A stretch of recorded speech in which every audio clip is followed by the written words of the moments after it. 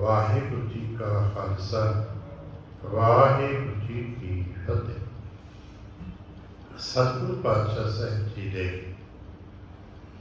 ਪਾਵਨ ਦਰਬਾਰ ਦੀਆਂ ਹਾਜ਼ਰੀਆਂ ਕਰਦਿਆਂ ਗੁਰੂ ਪਾਤਸ਼ਾਹ ਸਾਹਿਬ ਜੀ ਦੇ ਆਪਣੇ ਹੀ ਨਿਜ ਪਾਵਨ ਸਰੂਪ ਸ਼ਬਦ ਨਾਲ ਚਿੱਤ ਲਾ ਕੇ ਜਦ ਆਪ ਸਾਵਧਾਨ ਤੇ ਇਕਾਗਰ ਚੀਤ ਹੋਏ ਜੁੜ ਮਿਲ ਬੈਠੇ ਹੋ, ਪਾਤਸ਼ਾਹ ਗੁਰਦੇਵ ਜੀ ਦੀਆਂ ਬੇਅੰਤ ਮਹਿਰਮਤਾਂ ਤੇ ਵਡਿਆਈਆਂ ਜੋ ਸਤ ਸੰਗਤ ਵਿੱਚ ਸਦਾ ਵਰਤਦੀਆਂ ਨੇ, ਆਪ ਉਹਨਾਂ ਦੇ ਸਾਂਝੀ ਤੇ ਧਾਰਨੀ ਹੋਇਓ। ਕਿਰਪਾਲਤਾ ਕਰਨਾ, ਆਪਣੇ ਨਿਰਮਲ ਹਿਰਦੇ ਤੋਂ ਅਰਦਾਸ ਕਰਨਾ ਜੋ ਗੁਰੂ ਪਾਤਸ਼ਾਹ ਸਾਹਿਬ ਜੀ ਰਹਿਮਤ ਕਰਨ, ਪਾਵਨ ਸ਼ਬਦ ਦੀ ਵਿਚਾਰ, ਬੋਲਣ ਦਾ ਤਾਣ ਅਤੇ ਵਿਚਾਰ ਦਾ ਪ੍ਰਵਾਹ ਬਖਸ਼। ਇੱਕ ਵਾਰ ਆਸੀਸ ਦਿੰਦਿਆਂ ਅੰਮ੍ਰਿਤ ਦ੍ਰਿਸ਼ਟੀ ਪਾ ਕੇ ਜਪਣਾ ਜੀ ਸਤਨਾਮ ਸ਼੍ਰੀ ਵਾਹਿਗੁਰੂ। ਗਰੀਬ ਨਿਵਾਸ ਘਟ ਘਟ ਕੇ ਵਾਸੀ ਸ਼੍ਰੀ ਅਕਾਲ ਪੁਰਖ ਵਾਹਿਗੁਰੂ ਜੀ ਦਾ ਕੋਟਾਨ ਕੋਟ ਸ਼ੁਕਰਾਨਾ ਜੋ ਸੱਚੇ ਪਾਤਸ਼ਾਹ ਸਾਹਿਬ ਜੀ ਨੇ ਕਿਰਪਾ ਕੀਤੀ, ਸੰਪੂਰਨ ਦਿਵਸ ਆਪਣੇ ਪਿਆਰ ਤੇ ਭਾਣੇ ਵਿੱਚ ਬਤੀਤ ਕਰਾਇਆ। ਸੰਧਿਆ ਕੇ ਸਮੇਂ ਆਪਣੇ ਪਾਵਨ ਦਰਬਾਰ ਦੀ ਹਾਜ਼ਰੀ ਕਰਨ ਦਾ ਸੁਭਾਗ ਬਖਸ਼ਿਆ। ਹਰ ਰੋਜ਼ ਦੀ ਤਰ੍ਹਾਂ ਸਾਹਿਬ ਦੀਆਂ ਬਖਸ਼ਿਸ਼ਾਂ ਪ੍ਰਾਪਤ ਕਰਨ ਲਈ ਜਦ ਅਸੀਂ ਰਲ ਕੇ ਦਰਬਾਰ 'ਚ ਬੈਠਦੇ ਹਾਂ ਤੇ ਇੱਥੇ ਬਾਣੀ ਦਾ ਪਠਨ ਪਾਠਨ ਵਿਚਾਰ ਕਰਦੇ ਹਾਂ, ਉੱਥੇ ਗੁਰੂ ਕੀ ਸਾਖੀ ਜੋ ਸਿੱਖਿਆ ਨੂੰ ਭਰੀ ਹੁੰਦੀ ਹੈ, ਉਸ ਤੇ ਸਦਕੇ ਵੀ ਆਪਣੇ ਜੀਵਨ ਨੂੰ ਸਵਾਰਨ ਦਾ ਉਪਰਾਲਾ ਕਰਦੇ ਹਾਂ। ਅਰਦਾਸ ਵੀ ਕਰਦੇ, ਮਹਾਰਾਜ ਕਿਰਪਾ ਕਰੋ ਅਸੀਂ ਆਪ ਦੀਆਂ ਸਾਖੀਆਂ ਪੜ੍ਹਦੇ ਸੁਣਦੇ ਰਹੀਏ ਤੇ ਇਹਨਾਂ ਦੇ ਸਦਕੇ ਸਾਡੇ ਜੀਵਨ ਦੇ ਵਿੱਚ ਵੀ ਆਪ ਜੀ ਦੀਆਂ ਬਖਸ਼ਿਸ਼ਾਂ ਵਰਤਦੀਆਂ ਰਹਿਣ। ਵਿਕਾਰ ਦੁਨੀਆ ਭਰ ਦੇ ਜੋ ਵਿਕਰਤ ਵਿਚਾਰ ਨੇ ਉਹ ਸਾਡੇ ਮਨ ਵਿੱਚ ਨਾ ਆਉਣ, ਸਹੀ ਜੀਵਨ ਦੀ ਸੇਧ ਤੇ ਪਰਿਵਾਰਕ ਤਾਣੇ ਬਾਣੇ ਨੂੰ ਸੰਜੀਵ ਸਕੀਏ, ਹੰਡਾ ਸਕੀਏ। ਕਿਉਂਕਿ ਸਾਖੀਆਂ ਲਗਭਗ ਸਾਰੀਆਂ ਹੀ ਪਰਿਵਾਰਕ ਮੰਡਲਾਂ ਦੇ ਵਿੱਚ ਹੁੰਦੀਆਂ ਨੇ। ਇੱਥੇ ਕਿਤੇ ਕਈ ਵਾਰ ਸਮਾਜ ਦੇ ਗਿਆਨੀਆਂ ਨਾਲ ਚਰਚਾ ਹੁੰਦੀ ਹੈ, ਕਈ ਵਾਰ ਭੈਣ ਭਰਾਵਾਂ ਦੇ ਨਾਲ, ਮਾਤਾ ਪਿਤਾ ਦੇ ਨਾਲ ਸੰਵਾਦ ਹੁੰਦਾ ਹੈ ਤੇ ਸਾਨੂੰ ਇਹਨਾਂ ਬਾਬਾ ਜੀ ਦੀਆਂ ਸਾਖੀਆਂ ਦੇ ਵਿੱਚੋਂ ਆਪਣੇ ਜੀਵਨ ਨੂੰ ਸਵਾਰਨ ਦੀ ਸੇਧ ਮਿਲਦੀ ਹੈ। ਹੁਣ ਤੱਕ ਅਸੀਂ ਵਾਚ ਰਹੇ ਸਾਂ ਗੁਰੂ ਨਾਨਕ ਸਾਹਿਬ ਜੀ ਨੇ ਵੇਈਂ ਦੇ ਪ੍ਰਵੇਸ਼ ਤੋਂ ਬਾਅਦ ਵਿੱਚ ਬਾਹਰ ਸ਼ਮਸ਼ਾਨ 'ਚ ਨਿਵਾਸ ਕਰਦੇ ਹੈ। ਸਤਿਗੁਰੂ ਪਾਤਸ਼ਾਹ ਸਾਹਿਬ ਜੀ ਦੇ ਸਹੁਰਾ ਸਾਹਿਬ ਬਾਬਾ ਮੂਲ ਚੰਦ ਜੀ ਪਹੁੰਚੇ ਨੇ। ਉਹਨਾਂ ਨੂੰ ਖਬਰ ਮਿਲੀ ਹੈ ਕਿ ਨਾਨਕ ਜੀ ਨੇ ਘਰ ਬਾਰ ਵੀ ਤਿਆਗ ਦਿੱਤਾ, ਹੱਡੀ ਤਿਆਗ ਦਿੱਤੀ, ਜਿਸ ਤਰ੍ਹਾਂ ਕਿਸੇ ਨੇ ਜਾ ਕੇ ਖਬਰ ਦੇਣ ਵਾਲੇ ਦਿੱਤੀ। ਮਾਤਾ ਸੁਲੱਖਣੀ ਜੀ ਨੇ ਸੁਨੇਹਾ ਤੇ ਭੇਜਿਆ, ਪਰ ਅਸੀਂ ਸਾਰੇ ਜਾਣਦੇ ਹਾਂ ਕਿ ਸੁਨੇਹਾ ਦੱਸਣ ਵਿੱਚ ਤੇ ਦੂਜੇ ਬੰਦੇ ਜਾ ਕੇ ਅਗਲੇ ਦੱਸਣ ਵਿੱਚ ਦੋਹਾਂ 'ਚ ਫਰਕ ਪੈ ਜਾਂਦਾ ਹੁੰਦਾ ਹੈ। ਕਿਉਂਕਿ ਅਗਲੇ ਨੇ ਸੇਵਕ ਨੇ ਜਿਹੜਾ ਸੁਨੇਹਾ ਲੈ ਕੇ ਗਿਆ ਹੋਣਾ, ਉਹਨੇ ਆਪਣੇ ਤਰੀਕੇ ਨਾਲ ਗੱਲਬਾਤ ਘੱਟ ਕਰਕੇ ਦੱਸੀ ਹੋਣੀ ਆ। ਆਏ ਨੇ ਘਰ ਪਰਿਵਾਰ 'ਚ ਦੇਖਿਆ, ਮਾਤਾ ਸੁਲੱਖਣੀ ਜੀ ਨੇ ਸਾਰੀ ਵਾਰਤਾ ਵੇਈਂ ਪ੍ਰਵੇਸ਼ ਤੋਂ ਲੈ ਕੇ ਨਵਾਬ ਦੇ ਪਿਤਾ ਦੀ ਹਿਸਾਬ ਕਿਤਾਬ ਕਰਕੇ ਮੋਦੀ ਖਾਨੇ ਦੇ ਸਾਰੀ ਵੰਡ ਸਾਰੀ ਦੱਸ ਦਿੱਤੀ। ਭਾਈ ਮੂਲ ਚੰਦ ਜੀ ਸਾਧਾਰਨ ਵਿਅਕਤੀਤਵ ਨੇ, ਦੁਨਿਆਵੀ ਇੱਕ ਦੁਨੀਆਦਾਰ ਮਨੁੱਖ ਹੈ। ਗੁੱਸਾ ਆਇਆ ਵੀ ਕੀ ਕੀਤਾ, ਵਸਤਾ ਰਸਤਾ ਘਰ ਪਰਿਵਾਰ ਹੈ, ਚੰਗਾ ਕਾਰੋਬਾਰ ਛੱਡ ਬੈਠੇ ਹੋ। ਆ ਕੇ ਨਾਨਕ ਸਤਿਗੁਰੂ ਪਾਤਸ਼ਾਹ ਜੀ ਨੂੰ ਕੌੜਾ ਮੰਦਾ ਬੋਲੇ। ਮਹਾਰਾਜ ਨੇ ਕੋਈ ਜਵਾਬ ਨਹੀਂ ਦਿੱਤਾ।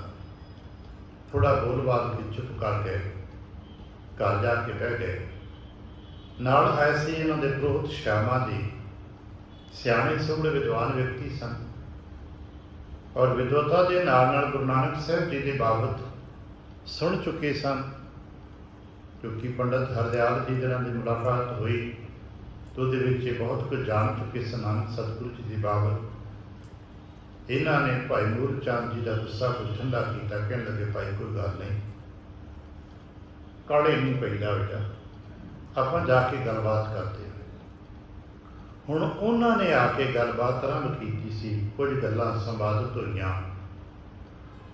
जदों गुरु नानक पातशाह साहब जी सन्मुख भाई श्याम जी, मैं भाई श्याम जी इस करके कहांगा कि जिहड़ा भी गुरु नानक पातशाह साहब के सन्मुख बह जाता है तो गुरु नानक पातशाह साहब की नज़र जी ते पै जाती है, वो साडे तो ते बहुत उच्चा ते वड्डा हो जाता है। भावें उसकी उम्र कोई होवे, बालका होवे, बजुर्ग होवे, पढ़िया होवे, अनपढ़िया होवे। पंडित श्याम तो वैसे बहुत पढ़े लिखे ने, पुरोहित ने अपने समय के विद्वानों च नाम शुमार है, पर गुरु नानक साहब के सन्मुख बैठे ने। ये बसंत का पावन शब्द गुरु नानक पातशाह साहब जी ने भाई श्यामा जी के सन्मुख बैठा रख उच्चारण किया, जिहदी आपां हल्के हल्की विचार साझी करते हैं, क्योंकि एक गोष्ठी है गुरु नानक साहब जी की अपने सौरा साहिब बाबा मूलचंद जी ਅਤੇ ਉਹਨਾਂ ਦੇ ਪੁਰੋਹਿਤ पंडित श्यामा जी के नाल एक विचार गोष्ठी है। असीं बहुत सारे गुरु नानक के इन्हां बारीक जिहियां गोष्ठियां का कदे ध्यान भी नहीं किया, बस एक ही सिद्धां की गोष्ठी पढ़ के आपां सिद्ध गोष्ठी पासे हो जाने हैं। महाराज कहण लगे, मन राजा बालक समझो, पंडित जी तुसीं ते सियाणे हो, तुसां इह कहना कि बचपन ये हरकत की जे, क्योंकि पंडित जी ने आके कहा नानक जी ने कि तुसां बेटी साहब तुसां ये कि बचपन वाले न्याणे वाले काम किए, घर बार छड्ड के आण बैठे हो। इहदा न्याणे आके बहिंदे ने घर बार छड्ड के बाहर गली चार रुस के बह जाते हैं, तुसीं रुस के बैठे हो। ये न्याणे वाला काम छड्डो ते घर के कार-व्यवहार देखो। गुरु नानक पातशाह साहब जी ने उन्होंने अधिकारी जान के इस शब्द की दात उन्होंने झोली च पाई है। महाराज कहने लगे, पंडित जी तुसीं सियाणे हो, एक गल करो, हालात मेरे समझ सको तो फिर अपना अगली गल करें। हालात ये ने, तुसीं मन की गल करते हो, सियाणे हो, तो दसो मन तो बालक है। मन की हालात तो साढ़े लिए इदा जिवें अनजान होवे, तो जिथे मन रहिंदा है कोई शरीर है, तो शरीर तो कच्चा है, काची नगरी है, दुष्टां दे नाल प्यार पै गया, जिहड़े विकार ने उन्हां दे नाल इहदा मन का प्यार पै गया। तो कहण लगो जे बालक राजा किसी नगरी का पहली गल तो बालका होवे, उतों नगरी की फसील कच्ची होवे, तो उसकी मित्रता माड़े लोगों नाल पै जाए, वो राज प्रबंध किन्ने दिन रहेगा? कुछ भी नहीं, बस आया तो गया हो जाएगा। फिर कहण लगे, दोए माई दोए बापा, ये दसिया जाता अलग अलग। कह लगे, नित प्रति जानो चंचल सो, ये मन बालक दी न्याय चंचल है, सीख न सीखा रूप गया ना। ये ज्ञान की सिक्ख्या नूं सिखदा नहीं है। खेल रचो सुख विषय महान, ते खाण पीण दे जो विषय विकारां दे खेडां ने ना, उन्हां दे विच खचत होया पिया रहिंदा है। जिवें अज भी असीं बालक बुद्ध नूं देखदे हां, वो खेडां च मगन है, नुकसानदायक ने कि फायदेमंद ने उन्होंने नहीं पता होता। उन्होंने तो खेडां चंगियां लगदियां ने, खेडां खेडी जांदा है। तो कई बार असीं देखते हैं बच्चे खेडां विच ही वड्डियां वड्डियां बीमारियां के शिकार हो जाते हैं। सर्दी जुकाम मौसम बदल रहा है तो हर माँ बाप कहता ना बच्चे बाहर नहीं जाना, हवा लग जाएगी, ठंड लग जाएगी, बदलता मौसम है, क्योंकि हर मापे बच्चों बारे चिंता है। पर बच्चे के बारे पता ही नहीं, वो तो खेलना चंगा लगता है, बाहर खेलना चंगा लगता है।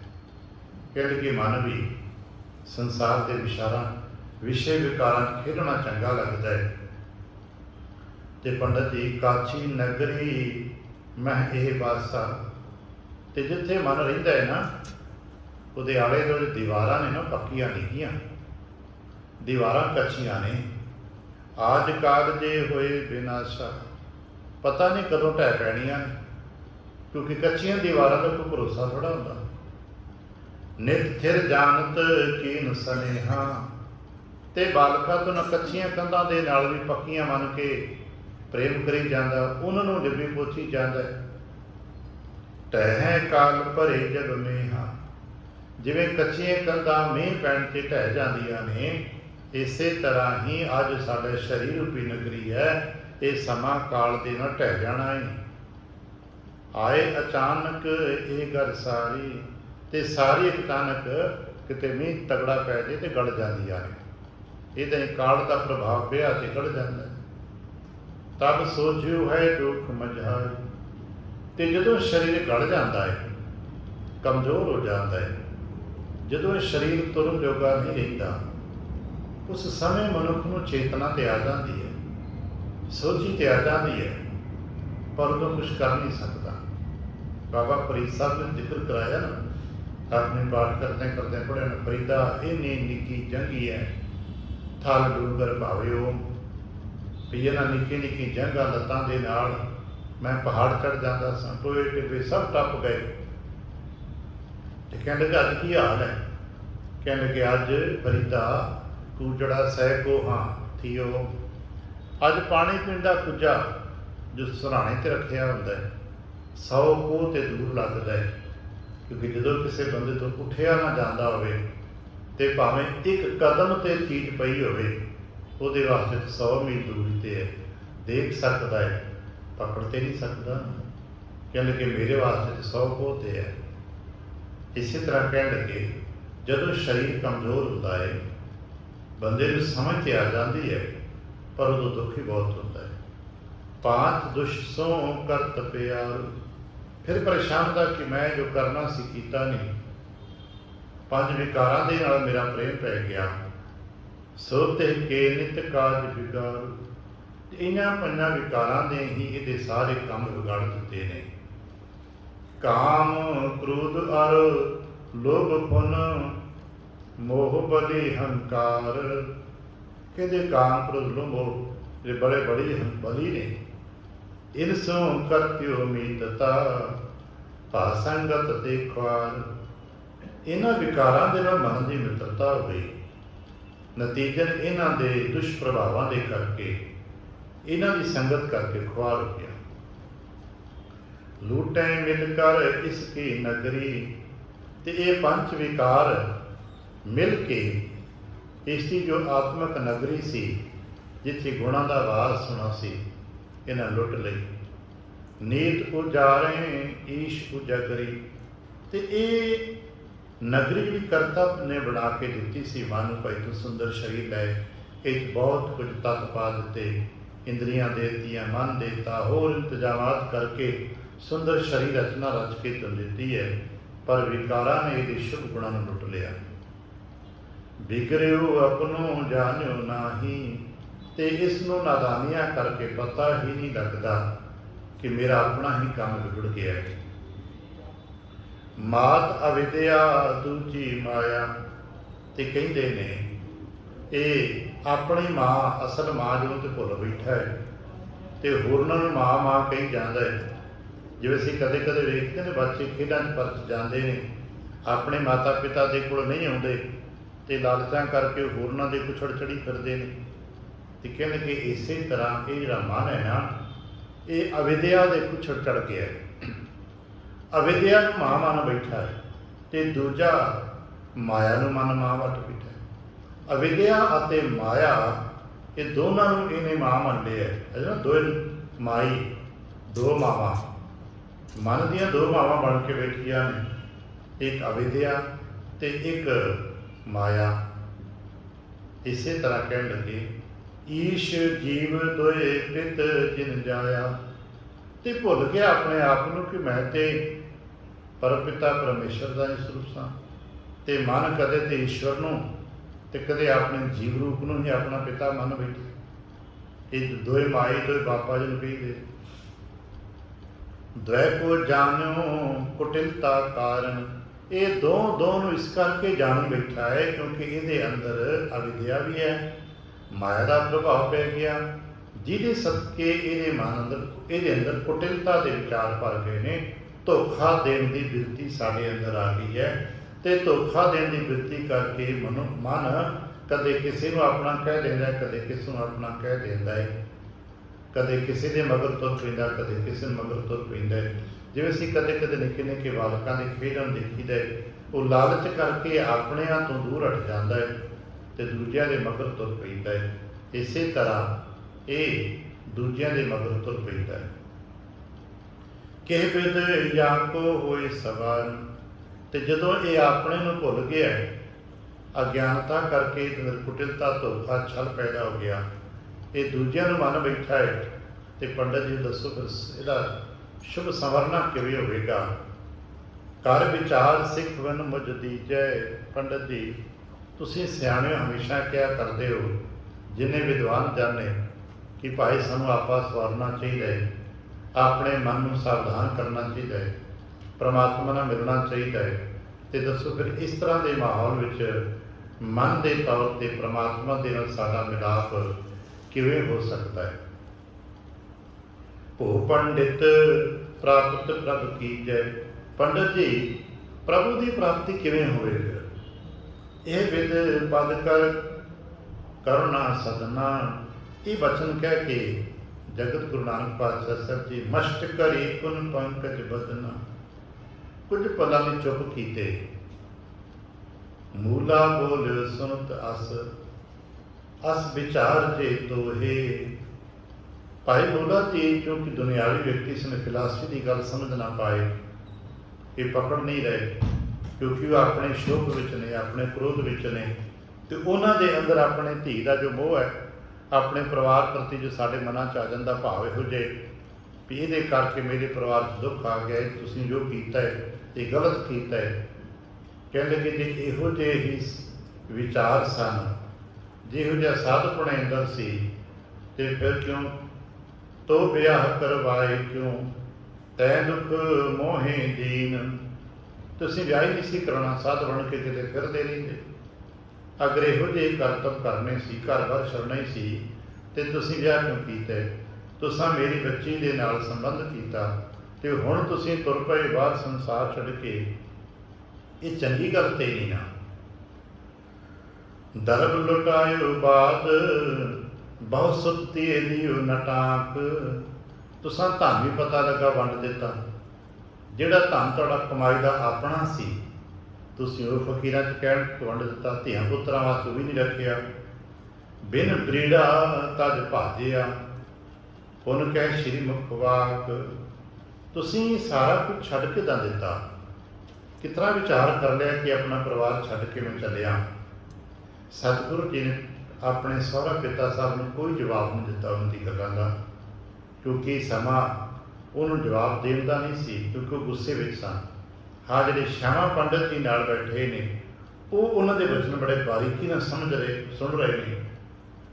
ਉਹਨਾਂ ਜਦੋਂ ਫਿਰ ਸਵਾਲੀ ਨਿਗਾਹ ਨਾਲ ਗੁਰੂ ਨਾਨਕ ਕੋਲ ਦੇਖਿਆ ਕਿ ਕੁਝ ਹੋਰ ਵੀ ਹੈ, ਤੇ ਮਹਾਰਾਜ ਨੇ ਫਿਰ ਦੂਸਰਾ ਬਚਨ ਉਚਾਰਿਆ, ਭੀਤਰ ਅਗਨ ਬਨਸਪਤ ਮੌਲੀ, ਸਾਗਰ ਪੰਡੈ ਪਾਇਆ। ਚੰਦ ਸੂਰਜ ਦੋਏ ਘਰ ਹੀ ਭੀਤਰ, ਐਸਾ ਗਿਆਨ ਨਾ ਪਾਇਆ। ਮਹਾਰਾਜ ਕਹਿਣ ਲੱਗੇ, ਪੰਡਤ ਜੀ ਤੁਸੀਂ ਤੇ ਸਿਆਣੇ ਹੋ, ਭੀਤਰ ਭੂਰੀ ਤ੍ਰਿਸ਼ਨਾ ਆਸਾ। ਸਾਡੇ ਅੰਦਰ ਭੀਤਰ, ਸਾਡੇ ਹਿਰਦੇ 'ਚ ਕੀ ਹੈ? ਅਗਨੀ ਭਰੀ ਪਈ ਹੈ। ਤੇ ਅਗਨੀ ਕਿੱਥੋਂ ਬਣਦੀ ਹੈ? ਤ੍ਰਿਸ਼ਨਾ ਤੇ ਆਸਾ। ਇਹ ਬਹੁਤ ਸਾਰੀਆਂ ਚੀਜ਼ਾਂ ਇਕੱਠੀਆਂ ਹੁੰਦੀਆਂ ਨੇ, ਤਾਂ ਅਸੀਂ ਕਹਿੰਦੇ ਸਾਡੇ ਅੰਦਰ ਅੱਗ ਲੱਗੀ ਪਈ ਹੈ। ਤ੍ਰਿਸ਼ਨਾ ਦੀ ਜੋ ਅੱਗ ਹੈ, ਪਾਵਨ ਬਾਣੀ ਦੇ ਮੁਤਾਬਕ ਮੋਟੀਆਂ ਮੋਟੀਆਂ ਚਾਰ ਲਹਿਰਾਂ ਚੀਜ਼ਾਂ ਇਕੱਠੀਆਂ ਹੁੰਦੀਆਂ ਨੇ, ਤੇ ਸਾਡੇ ਅੰਦਰ ਇਹ ਤ੍ਰਿਸ਼ਨਾ ਦੀ ਅੱਗ ਬਲਦੀ ਹੈ। ਜਿਨ ਚੋਂ ਹੰਸ ਹੇਤ ਲੋਕ ਕੋਪ ਚਾਰੇ ਨਦੀਆਂ ਅੱਗ। ਇਹ ਚਾਰ ਚੀਜ਼ਾਂ ਇਕੱਠੀਆਂ ਹੁੰਦੀਆਂ। ਕਹਿਣ ਲੱਗੇ ਸਾਡੇ ਅੰਦਰ ਤ੍ਰਿਸ਼ਨਾ ਤੇ ਆਸਾ ਦੀ ਭੂਰੀ ਬਣੀ ਹੋਈ ਹੈ। ਭੂਰੀ ਕਹਿੰਦੇ ਇਹਨਾਂ ਨੂੰ, ਜਿਹਦੇ ਵਿੱਚ ਅਸੀਂ ਕਦੇ ਕਦੇ ਹੁਣ ਤੇ ਰਿਵਾਜ ਬਦਲ ਗਿਆ, ਨਹੀਂ ਤਾਂ ਪੁਰਾਣੇ ਲੋਕ ਜਿਸ ਕੋ ਪੱਠੇ ਆਦਿ ਬੰਨ੍ਹਦੇ ਜਾਂ ਘਾਹ ਕੋਤਰਦੇ, ਸਾਜੋ ਸਮਾਨ ਇਕੱਠਾ ਕਰਦੇ, ਉਹ ਇੱਕ ਵੱਡੀ ਚਾਦਰ ਜਿਸ ਸਮਾਨ ਰੱਖ ਕੇ ਜਿਸ ਨੂੰ ਬੰਨ੍ਹ ਲਿਆ ਜਾਂਦਾ। ਕਹਿੰਦੇ ਕਿ ਪੰਡਤ ਜੀ ਸਾਡੇ ਅੰਦਰ ਆਸਾ ਤੇ ਤ੍ਰਿਸ਼ਨਾ ਦੀ ਭੂਰੀ ਹੈ, ਜਿਹਦੇ ਕਰਕੇ ਅਸੀਂ ਪਾਵਕ ਜਿਉਂ ਕਬ ਹੈ ਨਾ ਤ੍ਰਿਪਤਾ ਸਾ। ਤੇ ਤ੍ਰਿਸ਼ਨਾ ਇਹ ਐਸੀ ਅੱਗ ਹੈ ਜਿਹੜੀ ਅੱਜ ਤੱਕ ਨਹੀਂ ਕਦੇ ਰਚੀ। ਅਸੀਂ ਸਾਰੇ ਮੰਨਦੇ ਹਾਂ ਕਿ ਸਾਡੇ ਤਕਰੀਬਨ ਬਹੁਤੇ ਜੀਆਂ ਦੇ ਅੰਦਰ ਤ੍ਰਿਸ਼ਨਾ ਦੀ ਅੱਗ ਹੁੰਦੀ ਹੈ। ਕਦੇ ਬੁਝੀ ਸਾਨੂੰ 10 ਰੁਪਏ ਮਿਲਦੇ ਸਿੱਕੇ ਤਾਂ ਵੀ ਘੱਟ ਨੇ, ਲੱਖ ਮਿਲਣ ਲੱਗ ਪੈਂਦੇ ਤਾਂ ਵੀ ਘੱਟ ਨੇ। ਕਦੇ 10 ਗੁਜ਼ਾਰਾ ਹੋ ਜਾਂਦਾ ਸੀ, ਹੁਣ ਹਜ਼ਾਰਾਂ 'ਚ ਨਹੀਂ ਹੁੰਦਾ। ਤੇ ਜਿਹਨਾਂ ਨੂੰ ਲੱਖਾਂ ਮਿਲਦੇ ਉਹ ਕਹਿੰਦੇ ਅਜੇ ਵੀ ਘੱਟ ਨੇ। ਖਾਂਦੇ ਫਿਰ ਵੀ 2 ਹੀ ਰੋਟੀਆਂ ਸਾਰੇ ਆ। ਪਰ ਸਾਡੀ ਤ੍ਰਿਸ਼ਨਾਵਾਂ ਕਿਉਂਕਿ ਜ਼ਰੂਰਤਾਂ ਬਣ ਗਈਆਂ, ਅਸਾਂ ਸਟਰਕਚਰ ਵੱਡੇ ਹੋ ਗਏ, ਅਸੀਂ ਕਈਆਂ ਚੀਜ਼ਾਂ ਦੇ ਨਾਲ ਉਸਨੂੰ ਸਮਝਣ ਸਮਝਾਉਣ ਦੀਆਂ ਕੋਸ਼ਿਸ਼ਾਂ ਕਰਦੇ ਰਹਿੰਦੇ ਹਾਂ। ਮਨ ਦੀ ਤਸੱਲੀਆਂ ਦਿੰਦੇ ਦੇਖੋ ਸਾਡੀਆਂ ਲੋੜਾਂ ਵੱਡੀਆਂ ਨੇ, ਸਾਡਾ ਪਰਿਵਾਰ ਵੱਡਾ ਹੈ ਜੀ, ਸਾਡਾ ਨਾਲ ਸੰਬੰਧ ਬਹੁਤ ਵੱਡੇ ਵੱਡੇ ਨੇ, ਇਸ ਕਰਕੇ ਸਾਡੇ ਖਰਚੇ ਵੱਡੇ ਨੇ। ਪਰ ਅਲਟੀਮੇਟ ਜੇ ਇੱਕ ਮਨੁੱਖ ਦੀ ਗੱਲ ਪੁੱਛੀਏ ਜਾਂ ਆਪਣੇ ਨਿੱਤ ਦੀ ਗੱਲ ਕਿਤੇ ਗੁਰੂ ਦੇ ਸਨਮੁਖ ਹੋ ਕੇ ਬਹਿ ਕੇ ਉੱਠੀਏ ਤੇ ਸਾਡੇ ਹਰ ਇੱਕ ਜੀਅ ਦੀ ਉਤਨੀ ਹੀ ਜ਼ਰੂਰਤ ਹੈ। 2 ਰੋਟੀਆਂ ਸਵੇਰੇ ਮਿਲ ਜਾਣ, 2 ਸ਼ਾਮੀ ਮਿਲ ਜਾਣ ਬਹੁਤ ਨੇ। ਪਰ ਬਾਕੀ ਕੀ ਹੈ, ਸੰਸਾਰ ਦੀ ਲੋੜਾਂ, ਸੰਸਾਰ ਦੀਆਂ ਗੱਲਾਂ ਉਹ ਕਦੇ ਕਿਸੇ ਤੋਂ ਪੂਰੀਆਂ ਨਹੀਂ ਹੋਈਆਂ।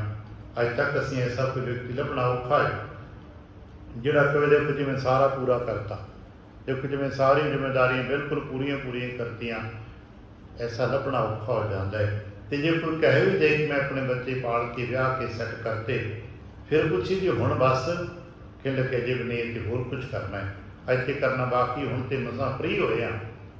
ਕਿਉਂਕਿ ਤ੍ਰਿਸ਼ਨਾ ਜਿਹੜੀ ਹੈ ਨਾ, ਇਹ ਕੇਵਲ ਰੁਪਏ ਹੀ ਨਹੀਂ ਇਕੱਠੇ ਕਰਦੀ। ਤ੍ਰਿਸ਼ਨਾ ਸੰਸਾਰ ਦੀ ਤਾਮਾਨ ਪ੍ਰਤਿਸ਼ਠਾ ਚੌਧਰਾ ਬੜਾ ਕੁਛ ਖਲਾਰਾ ਹੈ ਇਹ ਤ੍ਰਿਸ਼ਨਾ ਦੇ ਅੰਦਰ। ਇਹ ਨਹੀਂ ਬੋਲਦੀ ਕਿਤੇ ਗੁਰ ਕਿਰਪਾ ਹੋਵੇ, ਨਾਮ ਦੀ ਰਾਤ ਮਿਲੇ ਤੇ ਮਨੁੱਖ ਦੇ ਅੰਦਰੋਂ ਤ੍ਰਿਸ਼ਨਾ ਦੀ ਅੱਗ ਬੁਝਦੀ ਹੈ।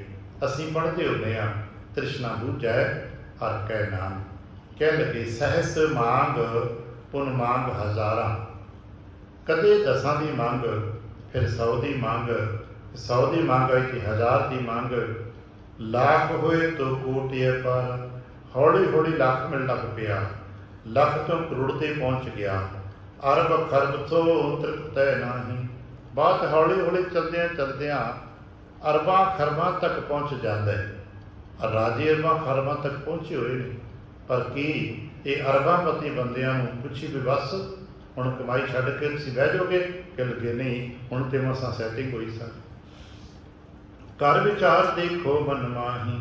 ਕਦੇ ਆਪਣੇ ਮਨ ਵਿੱਚ ਠਹਿਰ ਕੇ ਵੇਖੀ ਕਿ ਮਨੁੱਖੀ ਮਨ ਦੀ ਕੋਈ ਸੀਮਾ ਵੀ ਹੈ, ਕਿ ਮਨੁੱਖੀ ਮਨ ਦੀ ਕੋਈ ਅੰਤਮ ਸੀਮਾ ਹੈ ਕਿ ਬਸ ਇੱਥੇ ਆ ਕੇ ਮਨੁੱਖ ਮਨ ਕਹੇਗਾ ਬਸ ਭਾਈ।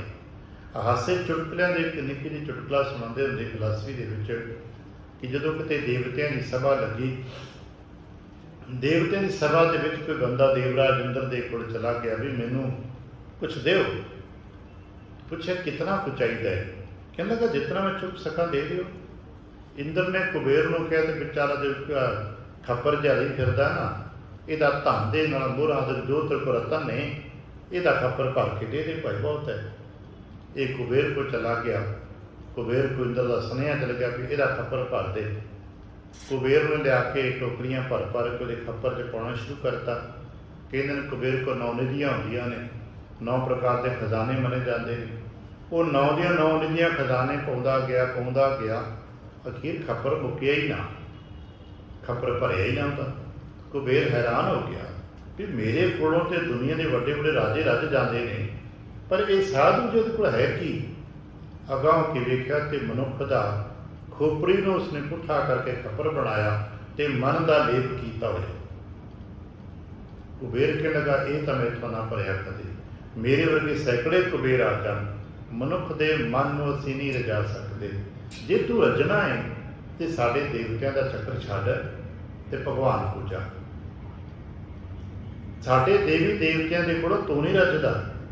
ਜੇ ਤੂੰ ਉਸਨੂੰ ਰਜਾਣਾ ਹੈ ਤੇ ਭਗਵਾਨ ਦੀ ਸ਼ਰਨ ਜਾ। ਕਹਿੰਦਾ ਜੀ ਭਗਵਾਨ ਦੀ ਸ਼ਰਨ ਕਿਵੇਂ ਜਾਈਦਾ? ਉਹ ਤੇ ਮੈਨੂੰ ਨਹੀਂ ਪਤਾ। ਕਹਿੰਦਾ ਕਿ ਭਗਵਾਨ ਦੀ ਸ਼ਰਨ ਜਾਣ ਵਾਸਤੇ ਗੁਰੂ ਦੀ ਸ਼ਰਨ ਜਾ, ਗੁਰੂ ਤੈਨੂੰ ਸਿਖਾ ਦੇਗਾ ਭਗਵਾਨ ਕੋਲ ਜਾਣਾ। ਗੁਰੂ ਕੋਲ ਗਿਆ, ਗੁਰੂ ਨੇ ਇੱਕ ਨਾਮ ਪਾ ਦਿੱਤਾ, ਤ੍ਰਿਪਤ ਹੋ ਗਿਆ। ਅਸੀਂ ਪੜ੍ਹਦੇ ਹੋਏ ਤ੍ਰਿਸ਼ਨਾ ਬੁਝੈ ਹਰਿ ਕੈ ਨਾਮ। ਮਨੁੱਖੀ ਮਨ ਵਿੱਚ ਅਰਬਾਂ ਖਰਬਾਂ ਕਰਕੇ ਕਿਸੇ ਤ੍ਰਿਸ਼ਨਾ ਨਹੀਂ ਬੁਝੀ। ਸਿਕੰਦਰ ਵਰਗੇ ਦੀ ਕਿਹੜੀ ਤ੍ਰਿਸ਼ਨਾ ਬੁਝ ਗਈ? ਤਖਤੇ ਤਾਊਸ 'ਤੇ ਬੈਠਣ ਵਾਲੇ ਸ਼ਾਹਜਹਾਨ ਵਰਗੇ ਦੀ ਕਿਹੜੀ ਤ੍ਰਿਸ਼ਨਾ ਬੁਝ ਗਈ? ਅੱਜ ਦੇ ਅਸੀਂ ਵੱਡੇ ਵੱਡੇ ਦੀ ਕਿਸੇ ਦਾ ਨਾਂ ਨਹੀਂ ਲੈਂਦੇ, ਪਰ ਕੀ ਕਿਸੇ ਤ੍ਰਿਸ਼ਨਾ ਬੁਝੀ ਹੋਈ ਹੈ? ਪਰ ਨੇ ਦੂਜੇ ਪਾਸੇ ਤ੍ਰਿਸ਼ਨਾ ਬੁਝਦੀ ਹੈ ਜੋ ਗੁਰੂ ਪਾਸੋਂ ਨਾਮ ਦੀ ਦਾਤ ਪ੍ਰਾਪਤ ਕਰਨ ਲਈ। ਮਹਾਰਾਜ ਕਹਿਣ ਲੱਗੇ, ਕਰ ਵਿਚਾਰ ਦੇਖੋ ਮਨ ਮਾਹੀ, ਆਪਣੇ ਮਨ ਵਿੱਚ ਵਿਚਾਰ ਕਰਕੇ ਦੇਖੋ, ਜੇ ਆਗੂ ਹੈ ਰੰਚਕ ਮੇਰ, ਇਹ ਤ੍ਰਿਸ਼ਨਾ ਇੰਨੀ ਵੱਡੀ ਹੈ ਕਿ ਸੁਮੇਰ, ਜਿਹਨੂੰ ਮੇਰੂ ਆਮ ਤੌਰ 'ਤੇ ਕਹਿੰਦਾ, ਇਹ ਵੀ ਇਹਦੇ ਅੱਗੇ ਕੁਛ ਨਹੀਂ ਗਾ। ਉਧਰ ਆਕਾਸ਼ ਸਰਸ ਸਰ ਸੇਰ, ਵੀ ਜਿਵੇਂ ਕਿ ਨਾ ਆਕਾਸ਼ ਬੜਾ ਵੱਡਾ ਹੈ, ਸਮੁੰਦਰ ਦਾ ਤਾਂ ਫਿਰ ਵੀ ਅੰਤ ਪਾਇਆ ਜਾ ਸਕਦਾ ਹੋਵੇਗਾ, ਕਿਉਂਕਿ 4 ਸਫੇਰੇ ਧਰਤੀ ਉਹਦੀ ਹੋਏਗੀ ਤਾਂ ਹੀ ਸਮੁੰਦਰ ਦੀ ਹੋਂਦ ਬਣਦੀ ਨਾ। ਪਰ ਆਕਾਸ਼ ਦੇ 4 ਸਫੇਰੇ ਕੁਛ ਨਹੀਂ ਗਾ। ਸਮੁੰਦਰ ਦਾ ਥਾਹ ਪਾਈ ਜਾ ਸਕਦੀ, ਪਰ ਆਕਾਸ਼ ਦੀ ਥਾਹ ਨਹੀਂ ਪਾਈ ਜਾ ਸਕਦੀ। ਕਿਉਂਕਿ ਇਵੇਂ ਹੀ ਮਨੁੱਖੀ ਮਨ ਦੀ ਥਾਹ ਵੀ ਨਹੀਂ ਪਾਈ ਜਾ ਸਕਦੀ। ਔਰ ਇੱਕ ਫਿਲਾਸਫਰ ਬਹੁਤ ਅਗਲਾ ਪੱਖ ਇਹ ਹੈ ਕਿ ਮਨੁੱਖੀ ਮਨ ਦੇ ਕੋਲ ਜੋ ਕਰਤੇ ਨੇ ਸ਼ਬਦ ਦੀ ਕਲਾ ਪਾਈ ਹੈ, ਉਹ ਆਕਾਸ਼ ਨਾਲ ਸੰਬੰਧਿਤ ਹੈ। ਸ਼ਬਦ ਕਲਾ ਦੇ ਵਿੱਚ ਇਤਨਾ ਕੁਛ ਹੈ ਜਿਸ ਨੂੰ ਅਸੀਂ ਗਿਣਤੀ ਮਿਣਤੀ ਕਰਕੇ ਨਹੀਂ ਜਾਣ ਸਕਦੇ। ਸੁਨਹੁ ਬਨਸਪਤੀ ਸੰਸਾਰ ਕਾ, ਭਾਵੇਂ ਇਸ ਨੂੰ ਸੰਸਾਰ ਦੇ ਕਿਸੇ ਪਦਾਰਥ ਵਸਤੂਆਂ ਦੇ ਨਾਲ ਜੋੜਿਆ ਜਾ ਸਕੇ, ਸੰਬੰਧਿਤ ਕੀਤਾ ਜਾ ਸਕੇ। ਸੁਤ ਪੁੱਤਰਾਦ, ਧੀਆਂ ਪੁੱਤਰ, ਭੈਣ ਭਰਾ, ਜੀਵ ਜੰਤੂ, ਅਸੀਂ ਕਿਤਨੇ ਵੀ ਹੋਈਏ, ਨਿਰਦੇ ਧੀ ਸੁਤਾ ਸੁਤ ਸਮਧੀ ਸਾਕਾ, ਭਾਵੇਂ ਕਿਸ ਦਾ ਧੀਆਂ ਪੁੱਤਰਾਂ ਕਰਕੇ, ਕੁੜਮਾਚਾਰੀਆਂ ਕਰਕੇ, ਪਰਿਵਾਰਾਂ ਦੇ ਕਰਕੇ ਬਹੁਤ ਰਚਿਆ ਪੁੱਜਿਆ ਪਰਿਵਾਰ ਹੋਵੇ, ਤਦ ਵੀ ਦੇਖਿਆ ਉਹ ਰੱਜ ਕੇ ਨਹੀਂ ਜੀ ਪਾ ਰਿਹਾ। ਅਸੀਂ ਸੁਣਿਆ ਪਰਿਵਾਰਾਂ ਵਿੱਚੋਂ, ਸਾਡੇ ਤੇ ਪਰਿਵਾਰ ਹੀ ਛੋਟੇ ਛੋਟੇ ਨੇ, 2-2 4-4 ਭੈਣ ਭਰਾ ਪੁਰਾਣੇ ਸੀ, ਹੁਣ ਤੇ ਗਾਂ ਅਸੀਂ ਇਕੱਲੇ 2-2 ਰਹਿ ਗਏ। ਪਰ 1 ਲੱਖ ਪੂਤ, 1.25 ਲੱਖ ਨਾਤੀ, ਇਹ ਤੋਂ ਵੱਡੇ ਪਰਿਵਾਰ ਦਾ ਜ਼ਿਕਰ ਅਜੇ ਤੱਕ ਸ਼ਾਇਦ ਇਤਿਹਾਸ ਵਿੱਚ ਕਿਤੇ ਨਹੀਂ ਹੋਇਆ ਹੋਣਾ। ਪਰ ਕੀ ਉਹ ਰੱਜ ਕੇ ਜੀਵਿਆ? ਕਿ ਉਸ ਨੂੰ ਪੁੱਛੀ ਵੀ ਤੇਰਾ ਇੰਨਾ ਵੱਡਾ ਪਰਿਵਾਰ ਹੈ, ਲੰਕਾ ਗੜ੍ਹ ਤੇਰੇ ਕੋਲ ਸੋਨੇ ਦਾ ਹੈ, 1 ਲੱਖ ਪੁੱਤਰ ਹੈ, 1.25 ਲੱਖ ਨਾਤੀ ਪੋਤੇ ਤੇਰੇ ਨੇ, ਪਰ ਕੀ ਤੂੰ ਰੱਜ ਕੇ ਜੀ ਰਿਹਾ? ਤੇ ਪਤਾ ਲੱਗਾ ਨਹੀਂ, ਮਹਾਰਾਜ ਕਹਿੰਦੇ ਮੂਰਖ ਸੀ ਉਹ ਵੀ ਜੀ ਨਹੀਂ ਪਾਇਆ, ਨਾ ਜੀਆ ਤੇ ਨਾ ਕਿਸ ਨੂੰ ਜੀਣ ਦਿੰਦਾ ਰਿਹਾ। ਨਤੀਜਾ ਕਿਆ, ਮੂਰਖ ਰਾਵਣ ਕਿਆ ਲੈ ਗਿਆ।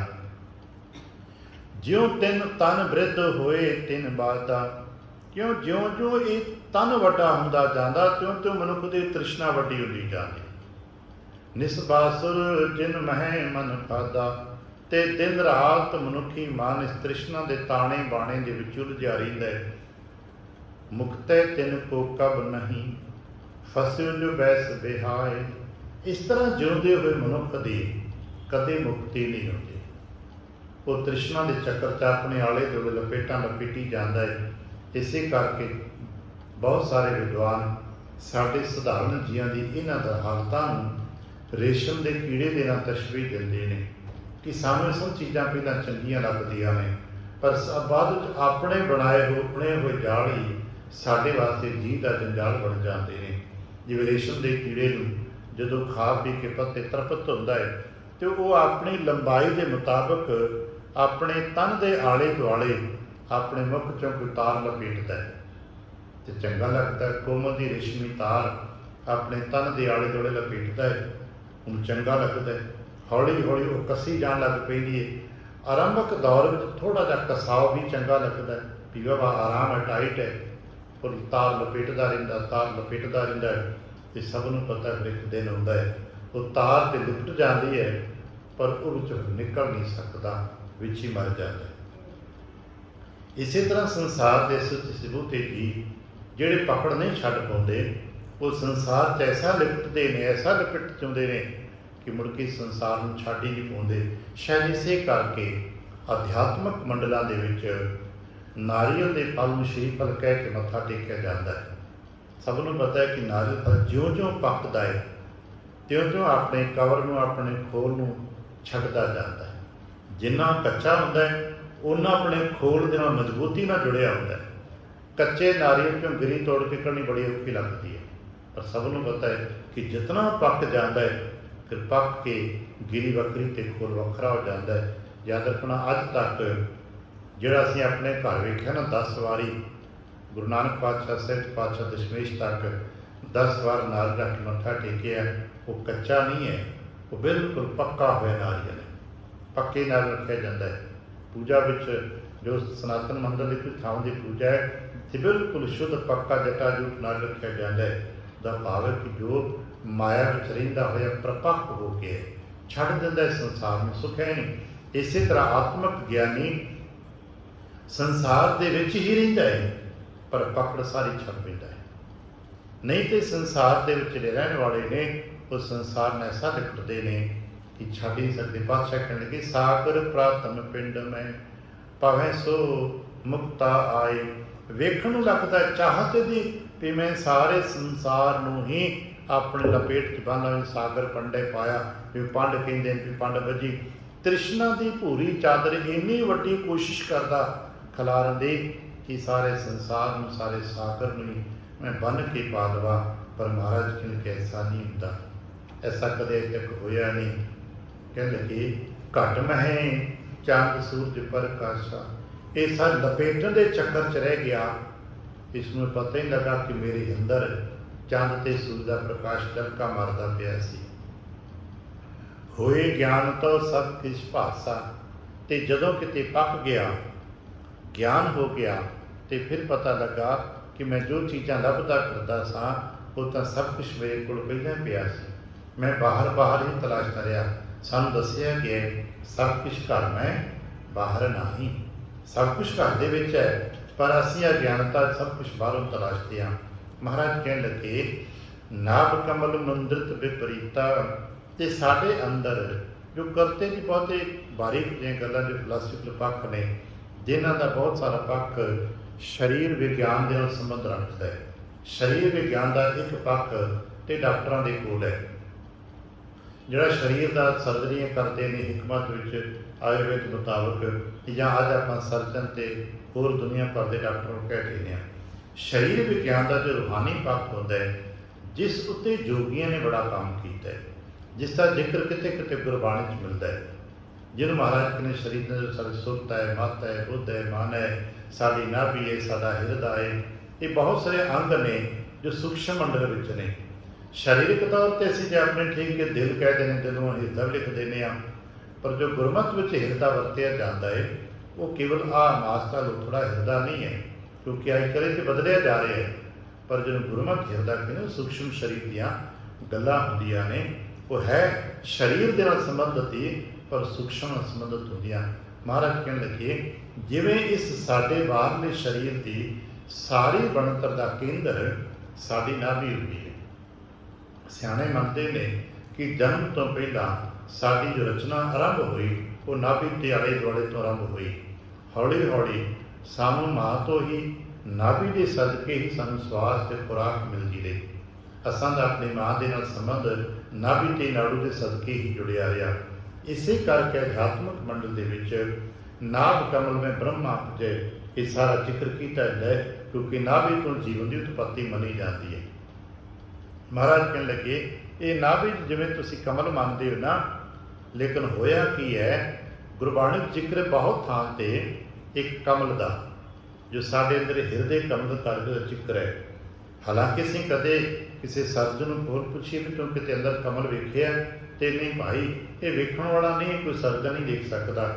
ਪਰ ਗੁਰਬਾਣੀ 'ਚ ਬਹੁਤ ਵਾਰ ਮਨ ਕਮਲ ਜਾਂ ਹਿਰਦਾ ਕਮਲ ਦਾ ਜ਼ਿਕਰ ਹੈ।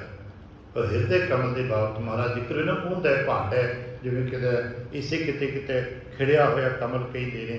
ਕਹਿੰਦੇ ਕਿ ਜਦੋਂ ਇਹ ਕਮਲ ਖੇੜੇ 'ਚ ਆਉਂਦਾ ਅੰਦਰ ਦਾ, ਤੇ ਜੇ ਮੁੱਦਾ ਪਿਆ ਹੋਵੇ ਤੇ ਫਿਰ ਕਿਸੇ ਪ੍ਰਕਾਰ ਦੀ ਸੁਗੰਧ ਇਹਦੇ ਵਿੱਚੋਂ ਨਹੀਂ ਪ੍ਰਾਪਤ ਹੁੰਦੀ।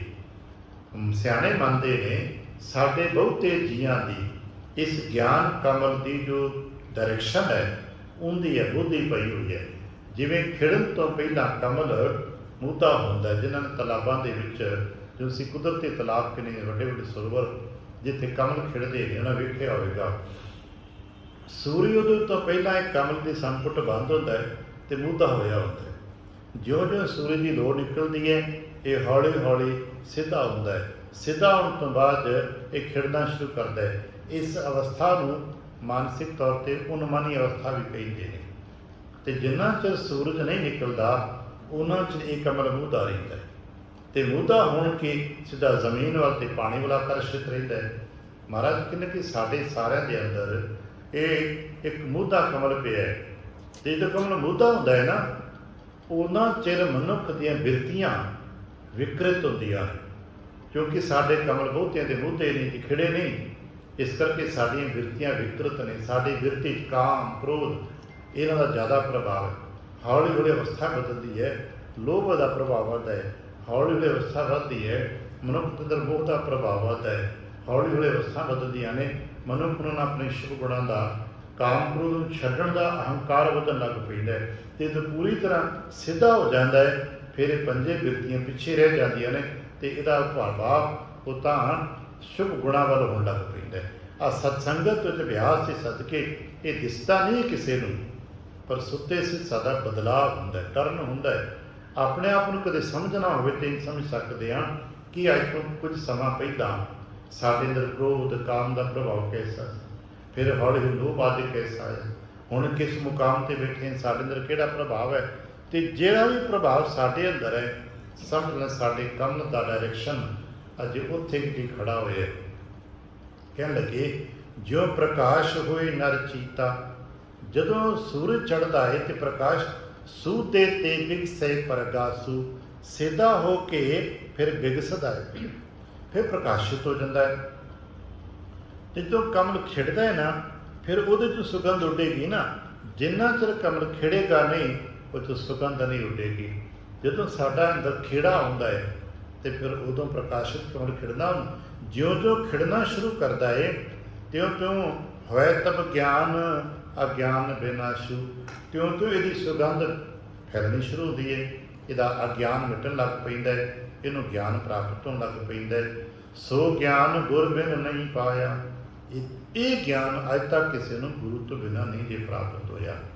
ਜਾਣਕਾਰੀਆਂ ਅਸੀਂ ਕਿਤਾਬਾਂ ਤੋਂ ਲੈ ਲੈਂਦੇ ਹਾਂ, ਜਾਣਕਾਰੀਆਂ ਅਸੀਂ ਬਹੁਤ ਸਾਰੇ ਇੰਸਟੀਚਿਊਟ ਤੋਂ ਪ੍ਰਾਪਤ ਕਰ ਸਕਦੇ ਹਾਂ, ਪਰ ਇਹ ਜੋ ਗਿਆਨ ਅੰਤਰਕ ਹੈ, ਜੋ ਅਨੁਭਵ ਹੈ, ਕਿਉਂਕਿ ਇਹ ਦੱਸਣਾ ਸੁਣਨਾ ਤੇ ਸਰਲ ਜਿਹਾ ਲੱਗਦਾ ਵੀ ਕਮਲ ਖਿੜਿਆ, ਮੁੱਦਾ ਹੋਇਆ, ਬੰਦ ਹੋਇਆ, ਇਹ ਤਾਂ 2-3 ਸੈਂਟੈਂਸ ਤੁਕਾਂ 'ਚ ਅਸੀਂ ਕਹਿ ਸਕਦੇ ਹਾਂ, ਪਰ ਇਹਦਾ ਅਨੁਭਵ ਪ੍ਰਾਪਤ ਕਰਦਿਆਂ ਉਮਰਾਂ ਲੰਘ ਜਾਂਦੀਆਂ। ਬੜੇ ਲੰਮੇ ਸਮੇਂ 'ਚ ਕਿਤੇ ਜਾ ਕੇ ਕਿਸੇ ਨੂੰ ਪਤਾ ਲੱਗਦਾ ਹੈ ਕਿ ਹਾਂ, ਮੇਰੇ ਅੰਦਰ ਦੀ ਜੋ ਡਾਇਰੈਕਸ਼ਨ ਹੈ ਉਹ ਕਿੱਥੇ ਟਿਕੀ ਹੋਈ ਹੈ, ਮੇਰੇ ਅੰਦਰ ਕਿਹੜੇ ਵਿਕਾਰ ਦਾ ਪ੍ਰਭਾਵ ਮੇਰੇ 'ਤੇ ਜ਼ਿਆਦਾ ਹੈ। ਜਦ ਤੱਕ ਸਾਡੇ ਤੋਂ ਹਰ ਇੱਕ 'ਤੇ ਕਾਮ, ਕ੍ਰੋਧ, ਲੋਭ, ਮੋਹ, ਹੰਕਾਰ ਇੱਕ ਇਹਨਾਂ ਤੋਂ ਹਮੇਸ਼ਾ ਮੋਹਰੇ ਰਹਿੰਦਾ ਹੈ, ਬਾਕੀ ਚਾਰ ਦੇ ਬੈਕ ਹੁੰਦੇ ਨੇ। ਕਿਸੇ ਦਾ ਕ੍ਰੋਧ ਮੋਹਰੇ ਹੈ, ਕਿਸੇ 'ਤੇ ਕਾਮ ਜ਼ਿਆਦਾ ਹੈ, ਕਿਸੇ 'ਤੇ ਲੋਭ ਜ਼ਿਆਦਾ ਹੈ। ਉਹ ਜਿਹੜਾ ਜ਼ਿਆਦਾ ਹੈ, ਸਮਝ ਲਓ ਉਹੀ ਸਾਡੇ ਚੇਤਨ ਫੋਕਸ 'ਤੇ ਸਨਮੁਖ 'ਤੇ ਹੈ, ਔਰ ਉਹਦੇ ਅੰਦਰੋਂ ਨਿਕਲਦੇ ਪ੍ਰਭਾਵਾਂ ਨੂੰ ਮੋੜ ਦੇਣਾ ਸਾਡੇ ਵੱਸ ਵਿੱਚ ਨਹੀਂ ਹੁੰਦਾ। ਇਸੇ ਕਰਕੇ ਅਸੀਂ ਰਹਿ ਕੇ ਆਪ ਨੂੰ ਇਸ ਵਿਕਾਰ ਦੇ ਅਧੀਨ ਗਲਤੀਆਂ ਅਤੇ ਭੁੱਲਾਂ ਬਾਰ-ਬਾਰ ਕਰਦੇ ਜਾ ਰਹੇ ਹਾਂ, ਔਰ ਉਸ ਤੋਂ ਬਾਹਰ ਨਿਕਲਣਾ ਹੀ ਇਹਨੂੰ ਆਤਮ ਗਿਆਨ ਕਹਿੰਦੇ ਨੇ। ਇਹ ਤਾਂ ਗੁਰੂ ਕਿਰਪਾ ਕਰਕੇ ਪ੍ਰਾਪਤ ਹੁੰਦਾ। ਇਸੇ ਕਰਕੇ ਸੰਗਤ ਵਿੱਚ ਆ ਕੇ ਬੇਨਤੀ ਕੀਤੀ, ਮਹਾਰਾਜ ਮੇਰੇ 'ਤੇ ਕਿਰਪਾ ਕਰੋ, ਸਾਨੂੰ ਅਵਗੁਣਾਂ ਤੋਂ ਬਚਾ ਲਓ। ਇਹ ਕਦੇ ਇੱਕ ਵਚਨ ਹੈ ਆਪ ਨੇ ਪੜ੍ਹਿਆ ਹੋਣਾ, ਰਾਖ ਪਿਤਾ ਪ੍ਰਭ ਮੇਰੇ, ਮੋਹ ਨਿਰਗੁਣ ਸਭ ਗੁਣ ਤੇਰੇ, ਪੰਚ ਵਿਖਾਦੀ ਏਕ ਗਰੀਬਾ, ਰਾਖੋ ਰਾਖਣ ਹਾਰੇ। ਇਹ ਬੜਾ ਪਿਆਰਾ ਸ਼ਬਦ ਹੈ, ਸਾਡੇ ਅੰਦਰ ਦੀ ਹਾਲਾਤ ਨੂੰ ਵਰਣਨ ਕਰਦਾ। ਪਾਤਸ਼ਾਹ ਕਹਿਣ ਲੱਗੇ, ਜਦੋਂ ਪ੍ਰਕਾਸ਼ ਹੁੰਦਾ ਹੈ ਨਾ, ਅਤੇ ਉਹ ਪ੍ਰਕਾਸ਼, ਇਹ ਗਿਆਨ ਗੁਰੂ ਤੋਂ ਬਿਨਾਂ ਪ੍ਰਾਪਤ ਕਿਸੇ ਨੂੰ ਨਹੀਂ ਹੋਇਆ। ਤਮ ਅਗਿਆਨ ਨਹਿ ਅਨਕ ਦੁਰਾਇਆ, ਗੁਰੂ ਤੋਂ ਬਿਨਾਂ ਕਿਸ ਦਾ ਅਗਿਆਨਤਾ ਦਾ ਅੰਧਕਾਰ ਵੀ ਨਹੀਂ ਜੇ ਮਿਟਿਆ। ਸ਼੍ਰੀ ਨਾਨਕ ਮੁਖ ਤੂਸ਼ਨ ਕੀਨਾ। ਅਤੇ ਇੰਨੀਆਂ ਗੱਲਾਂ ਕਰਦਿਆਂ ਗੁਰੂ ਨਾਨਕ ਪਾਤਸ਼ਾਹ ਸਾਹਿਬ ਜੀ ਨੇ ਸਾਹ ਲਿਆ, ਚੁੱਪ ਕੀਤੇ। ਪੁਨ ਸ਼ਾਮਾ ਬੋਲਿਓ ਮਨ ਚੀਨਾ। ਉਹ ਪ੍ਰੋਤ ਸ਼ਾਮ ਦੀ ਜਿਹੜੇ ਸਤਿਗੁਰ ਦੇ ਸਨਮੁਖ ਬੈਠੇ, ਸਤਿਗੁਰ ਤੋਂ ਇਹ ਗਿਆਨ ਦੀ ਸੋਝੀ ਪ੍ਰਾਪਤ ਕਰ ਕੇ ਕਹਿਣ ਲੱਗੇ, ਰਾਮ ਸਿਮਰ ਕੀ ਜੈ ਨਿਜਕਾਰੀ। ਤੁਸੀਂ ਆਪ ਹੀ ਤੇ ਕਹਿੰਦੇ ਹੋ ਕਿ ਸਿਮਰਨ ਕਰੋ ਅਤੇ ਕਿਰਤ ਕਰੋ, ਕਿਉਂਕਿ ਇੱਥੋਂ ਪਹਿਲਾਂ ਗੁਰੂ ਨਾਨਕ ਪਾਤਸ਼ਾਹ ਸਾਹਿਬ ਜੀ ਨੇ ਸਾਨੂੰ 2 ਉਪਦੇਸ਼ ਦ੍ਰਿੜ ਕਰਾਏ ਸਨ ਕਿ ਭਾਈ ਕਿਰਤ ਕਰੋ ਅਤੇ ਸਿਮਰਨ ਕਰੋ। ਸ਼ਾਮਾ ਜੀ ਬੜੇ ਤਰਕਸ਼ੀਲ ਸਨ, ਕਹਿਣ ਲੱਗੇ ਤੁਸੀਂ ਆਪ ਹੀ ਤੇ ਕਹਿੰਦੇ ਹੋ ਰਾਮ ਸਿਮਰਨ ਵੀ ਕਰੀ ਜਾਓ ਅਤੇ ਨਿਜਕਾਰੀ ਕਰਤ ਵੀ ਕਰੀ ਜਾਓ। ਬਨ ਪੁਨ ਸਦਨ ਰਾਮ ਲੈ ਸਾਰੀ। ਅਤੇ ਜੇ ਤੁਸੀਂ ਇਹ ਕੰਮ ਕਰਨ ਲੱਗ ਪੈਂਦੇ ਹੋ ਅਤੇ ਪ੍ਰਭੂ ਜੀ ਜੋ ਰਾਮ ਜੀ ਨੇ ਉਹ ਤੁਹਾਡੀ ਸੰਭਾਲ ਕਰਨ ਲੱਗ ਪੈਂਦੇ ਨੇ। ਰਾਮ ਰਵਿਓ ਜਰ ਥਰ ਵਿਖੇ ਸੁਧ ਸਭ ਕੀ ਸੋ ਲੇਵ। ਤੁਸੀਂ ਤਾਂ ਕਹਿੰਦੇ ਹੋ, ਹੁਣ ਤੱਕ ਕਹਿੰਦੇ ਆਇਓ ਕਿ ਰੱਬ ਪ੍ਰਮਾਤਮਾ ਰਾਮ ਸਾਰਿਆਂ ਵਿੱਚ ਰਮਿਆ ਹੋਇਆ। ਸੁਣ ਤੀਸਰ ਪਦ ਸ਼ਬਦ ਕੋ ਬਦਤ ਭਏ ਜਗ ਦੇਵ। ਸ਼ਾਮ ਜੀ ਦਾ ਇਹ ਤਰਕ ਭਰਿਆ ਬਚਨ ਸੁਣ ਕੇ ਮਹਾਰਾਜ ਨੇ ਤੀਸਰਾ ਬਚਨ ਉਚਾਰਨ ਕੀਤਾ, ਜਿਹਦੀ ਗੱਲ ਆਪਾਂ ਕੱਲ ਸੰਧਿਆ ਵਿੱਚ ਬੈਠ ਕੇ ਵਾਚਾਂ ਵਿਚਾਰਾਂਗੇ। ਇਹ ਗੁਰੂ ਨਾਨਕ ਜੀ ਦੀ ਪੰਡਤ ਪ੍ਰੋਹਿਤ ਸ਼ਾਮ ਜੀ ਦੇ ਨਾਲ ਹੋਈ ਗੋਸ਼ਟੀ ਹੈ, ਜਿਹੜੀ ਸਤਿਗੁਰ ਪਾਤਸ਼ਾਹ ਸਾਹਿਬ ਜੀ ਸਹੁਰਾ ਸਾਹਿਬ ਬਾਬਾ ਮੂਲ ਚੰਦ ਦੀ ਹਜ਼ੂਰੀ ਵਿੱਚ ਹੁੰਦੀ ਹੈ। ਬੈਠੇ ਖਿਆਲ ਵਿਚਾਰ ਕਰਦੇ ਨੇ ਤੇ ਨਤੀਜਨ ਕੀ ਕੁਝ ਵੀ ਕਰਦੇ ਨੇ। ਆਪਾਂ ਸਮੇਂ ਦੇ ਨਾਲ ਪੜ੍ਹਦੇ ਸੁਣਦੇ ਵਾਸਤੇ ਚੱਲਾਂਗੇ। ਭੁੱਲ ਚੁੱਕ ਦੀ ਖਿਮਾ, ਆਸੀਸ ਤੇ ਪਿਆਰ ਦੇ ਜਪਤ ਤੇ ਬੁਲਾਵਣਾ। ਵਾਹਿਗੁਰੂ ਜੀ ਕਾ ਖਾਲਸਾ, ਵਾਹਿਗੁਰੂ ਜੀ ਕੀ ਫਤਿਹ।